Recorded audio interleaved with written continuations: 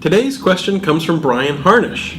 Brian asks, what is a day in the life of a search spam team member like?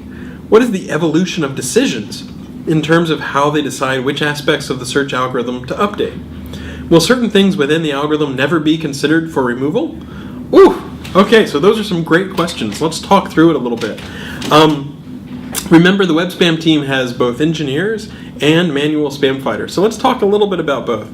If you're a manual spam fighter, what does your day look like? Okay, well, I have done a lot of manual spam fighting, but here's a rough idea of what might sort of happen. Typically, it's a mix of reactive spam fighting and proactive spam fighting. So reactive would mean we get a spam report, or somehow we detect that someone is spamming Google. Well, we have to react to that. We have to figure out how do we make things better.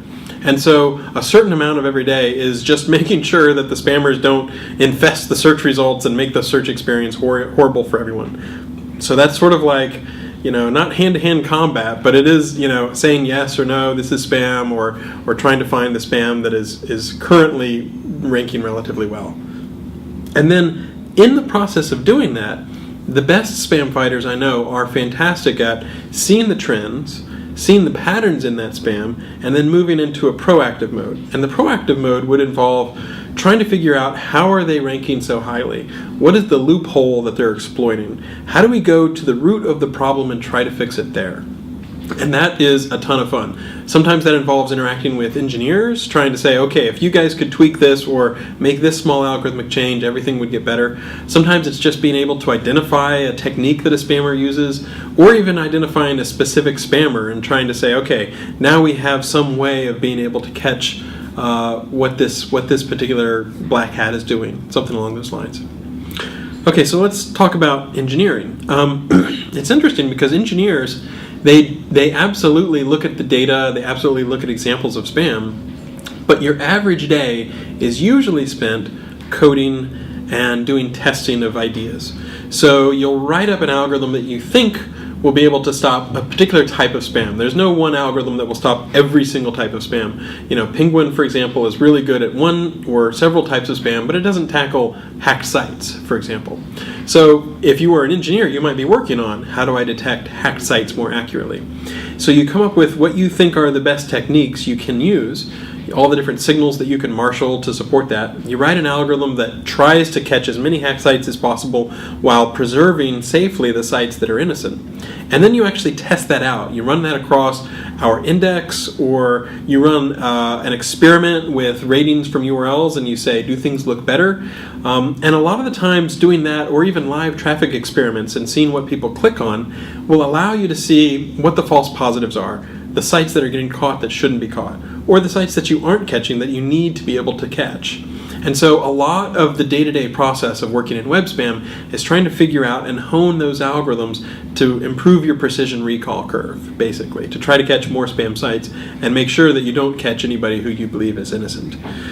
So that's fun, and it's challenging because along the way you are also looking at what are the new trends, what are the new types of spam that are coming down the pipe, and that comes from the manual team, that comes from engineers, it comes from the outside world, it comes from feedback within Google, if there are other engineers who complain about problems that they see in the search results.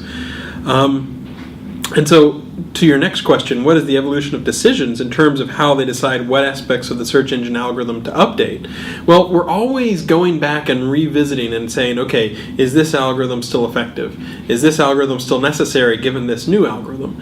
And one thing that the quality team, the knowledge team does very well is trying to go back and ask ourselves, okay, let's revisit our assumptions. Let's say if we were starting from scratch, would we do it this way?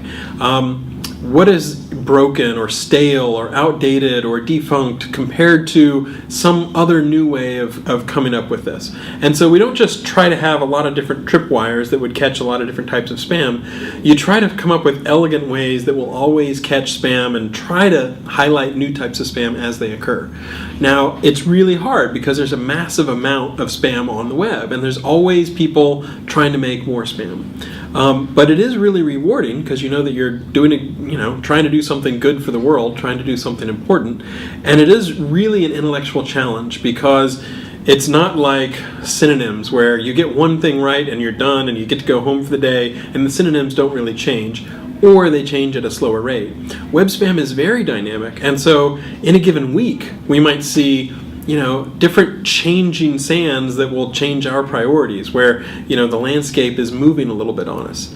And so it's a lot of fun. We have a pretty good idea when we start at the beginning of the year what we'd like to work on, and yet when we look back at the end of the year and say, what did we actually tackle, sometimes it's very different. And a lot of that is because we're responding to the actual attacks that we see, or we're responding to actual feedback, the sorts of things that people are complaining about. But as far as an average day, it's true that there is no completely normal average day. Every day is a little bit unusual.